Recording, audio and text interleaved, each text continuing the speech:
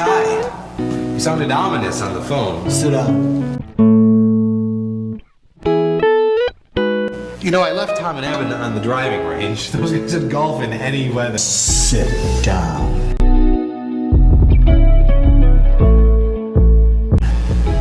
You really are upset. What's up? We have to do something about Jesus.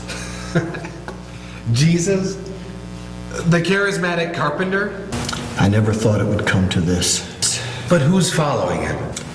Widows, single women, children, farmers, fishermen. No business leaders, no political leaders, no religious leaders. We're the religious leaders. If we go this way, you know there's no going back. Look, Nick will be here any minute. Let's just run this by him. We don't need Nick's approval. I'm not talking about approval, just his thoughts. Another set of eyes and ears. Whatever, but it is what it is. Nick's thoughts won't change what's going on out there. I just think we need to be sure. Gentlemen. Well, speak of Don't. Okay, what's up?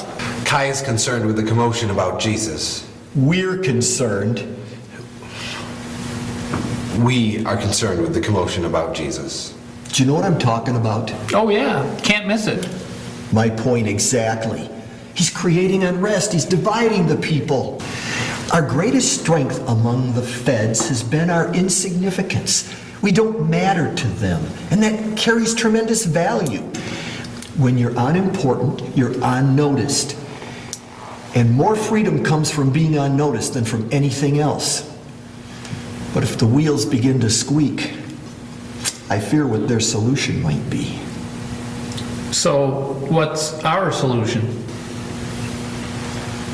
You don't mean having him removed?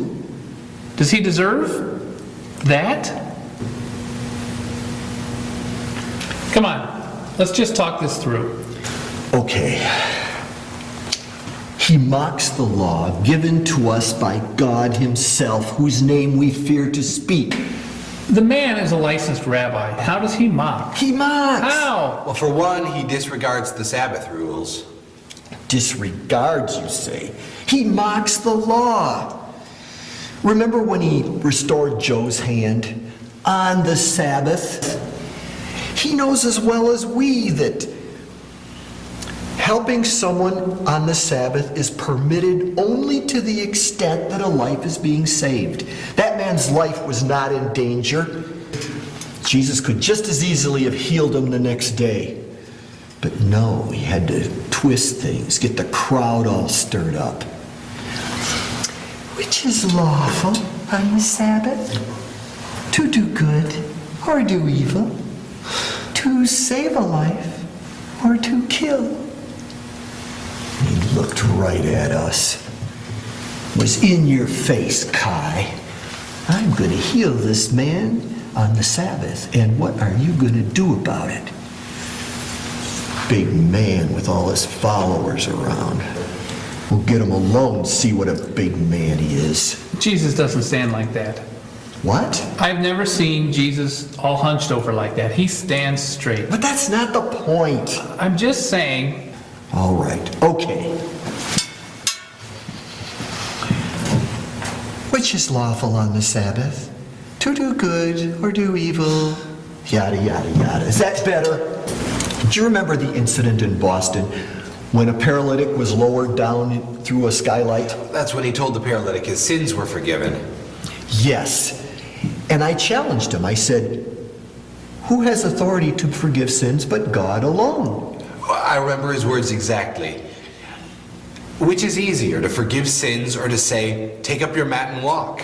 But that you may know I have the authority to forgive sins. Yes, exactly.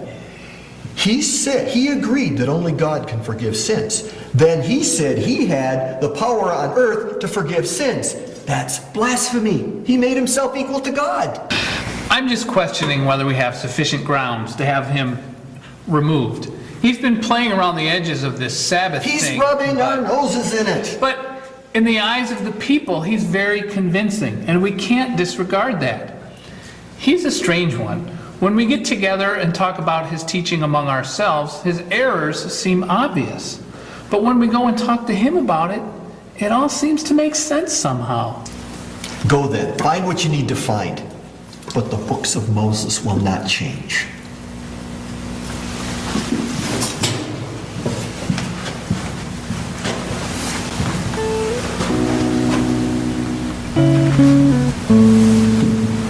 What do you think?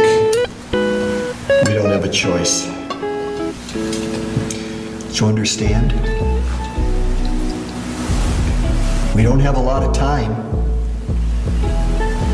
Do you understand?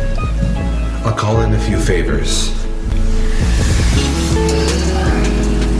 Be careful, but get it done.